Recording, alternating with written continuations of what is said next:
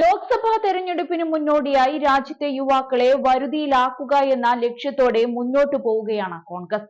ലോക്സഭാ തെരഞ്ഞെടുപ്പിനുള്ള ആദ്യ വാഗ്ദാനമായി കോൺഗ്രസ് ഉറപ്പു നൽകുന്നത് തൊഴിലിനുള്ള അവകാശമാണ്.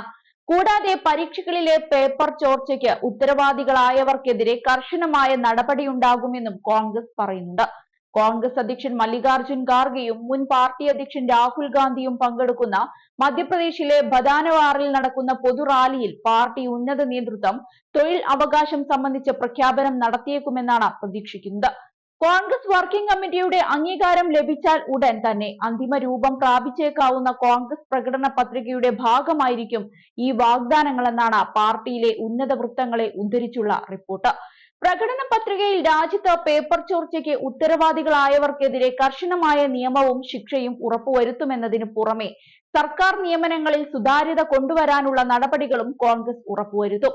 ഭാരത് ജോഡോ ന്യായ് യാത്രയ്ക്കിടെ രാഹുൽ ഗാന്ധി ഉത്തർപ്രദേശിലെ പോലെ ചില സംസ്ഥാനങ്ങളിൽ അടിക്കടിയുണ്ടാകുന്ന പേപ്പർ ചോർച്ചയും അതിനുശേഷം പരീക്ഷകൾ റദ്ദാക്കലും മൂലം ബുദ്ധിമുട്ടുന്ന ലക്ഷക്കണക്കിന് വിദ്യാർത്ഥികളുടെ ബുദ്ധിമുട്ടുകളും നിരന്തരം സൂചിപ്പിച്ചുകൊണ്ടിരുന്നു.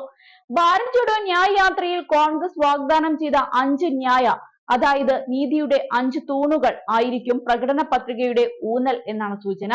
മിനിമം താങ്ങുവിലയ്ക്ക് നിയമപരമായ ഉറപ്പ് നൽകുന്നതിലും സർക്കാർ ഒഴിവുകൾ നികത്തുന്നതിന് രാജ്യത്ത് ജാതി അടിസ്ഥാനമാക്കിയുള്ള സെൻസസ് വാഗ്ദാനം ചെയ്യുന്നതിലും പാർട്ടി ശ്രദ്ധ കേന്ദ്രീകരിക്കും. സമൂഹത്തിലെ പാർശ്വവൽക്കരിക്കപ്പെട്ട വിഭാഗങ്ങൾക്ക് സാമ്പത്തിക സഹായം നൽകൽ, അവർക്ക് നീതി ലഭിക്കുകയും സംസ്ഥാന ക്ഷേമ നടപടികളുടെ ഭാഗമാകുകയും ചെയ്യുക തുടങ്ങിയ ചില ക്ഷേമ നടപടികൾക്കും കോൺഗ്രസ് ഊന്നൽ നൽകാനാണ് സാധ്യത. അടുത്തിടെ കർണാടക, തെലങ്കാന, ഹിമാചൽ പ്രദേശ് തുടങ്ങിയ സംസ്ഥാനങ്ങളിൽ കോൺഗ്രസ് ജനങ്ങൾക്ക് സമാനമായ വാഗ്ദാനങ്ങൾ നൽകിയിരുന്നു. ലോക്സഭാ തെരഞ്ഞെടുപ്പിനുള്ള പ്രകടന പത്രികയ്ക്ക് അന്തിമ രൂപം നൽകാൻ മുൻ കേന്ദ്രമന്ത്രി പി ചിദംബരത്തിന്റെ നേതൃത്വത്തിലുള്ള കോൺഗ്രസ് പ്രകടന പത്രിക സമിതി കഴിഞ്ഞ ദിവസം വൈകിട്ട് 5 മണിക്കൂർ നീണ്ട യോഗവും ചേർന്നിരുന്നു. AICC ആസ്ഥാനത്ത് നടന്ന യോഗത്തിൽ പാർട്ടി പ്രകടന പത്രിക സമിതിയിലെ നിരവധി അംഗങ്ങൾ സന്നിധരായിരുന്നു. കരട് പ്രകടന പത്രികയ്ക്ക് കമ്മിറ്റി അന്തിമ രൂപം നൽകിയെന്നും CWC അംഗീകരിച്ചാൽ പാർട്ടി രേഖയായി മാറുമെന്നും ചിദംബരം വ്യക്തമാക്കിയിട്ടുണ്ട്. അതേസമയം ലോക്സഭാ തെരഞ്ഞെടുപ്പിനുള്ള കോൺഗ്രസ് സ്ഥാനാർത്ഥി പട്ടിക തയ്യാറാവുകയാണ്. രാഹുൽ ഗാന്ധി മത്സരിക്കുന്ന മണ്ഡലത്തിന്റെ കാര്യത്തിൽ അന്തിമ തീരുമാനമായി എന്നാണ് സൂചന. 2019 പോലെ 2 മണ്ഡലങ്ങളിൽ അദ്ദേഹം ജനവിധി തേടുമെന്നാണ് പുതിയ വിവരം.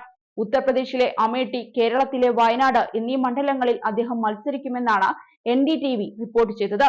രാഹുൽ ഗാന്ധി അമേഠിയിലും വയനാടും മത്സരിക്കുമെന്നാണ് വാർത്തയിൽ പറയുന്നത്.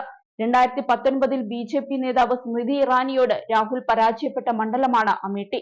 അതേസമയം അദ്ദേഹം നേരത്തെ ഇവിടെ ജയിച്ചതുമാണ്. അതുകൊണ്ട് തന്നെ അമേഠി വിട്ടുപോകാൻ രാഹുൽ ഗാന്ധിക്ക് ഒട്ടും തന്നെ താല്പര്യമില്ല.